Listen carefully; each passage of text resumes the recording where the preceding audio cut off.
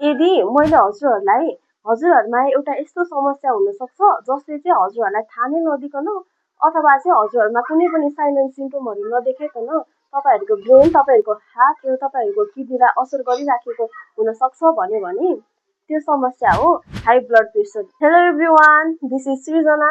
आज हामी high blood प्रेसरको बारेमा चर्चा गर्नेछौँ। हाम्रो मुटुले हाम्रो शरीरभरि ब्लड पम्प गर्दाखेरि रक्त नलीमा पर्न जाने प्रेसरलाई ब्लड प्रेसर भनिन्छ। तर जब ब्लड प्रेसर सामान्यभन्दा बढी हुन्छ यो अवस्थालाई हाई ब्लड प्रेसर भनिन्छ। Age, obesity, stress, poor diet, जसमा भनेको चाहिँ हाई कोलेस्ट्रोल, हाई सालका कुराहरू आउँछन्। त्यसै गरेर चाहिँ पुअर फिजिकल एक्टिभिटी छ भने त्यसले गर्दा पनि हाम्रो ब्लड प्रेसर हाई भएको हुन्छ।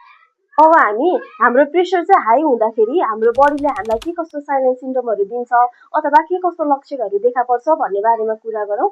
हाई ब्लड प्रेसरलाई हामी साइलेन्ट किलर डिजिज पनि भनेर चिन्छौँ। किन भन्दाखेरि सुरुवाती समयमा यसले कुनै पनि साइलेन्ट सिम्टम देखाउँदैन, तर भित्रभित्र हाम्रो अङ्गहरूलाई चाहिँ यसले असर गरिराखेको हुन्छ। ब्लड प्रेसर हाई हुँदाखेरि चाहिँ यसले टाउको दुख्ने, वाकवाकी लाग्ने, रिङ्गटा लाग्ने, बान्ता हुने, नाकबाट चाहिँ रगत आउने, मुटुको गति असामान्य हुने, छाती दुख्ने, सास फेर्न गाह्रो हुने जस्ता समस्याहरू चाहिँ देखिन सक्छ। एउटा एडल्ट व्यक्ति अथवा चाहिँ एउटा वयस्क व्यक्तिको नर्मल ब्लड प्रेसर चाहिँ 120/80 हुन्छ, तर एज अनुसार ब्लड प्रेसरको नर्मल रेन्ज फरक पर्छ।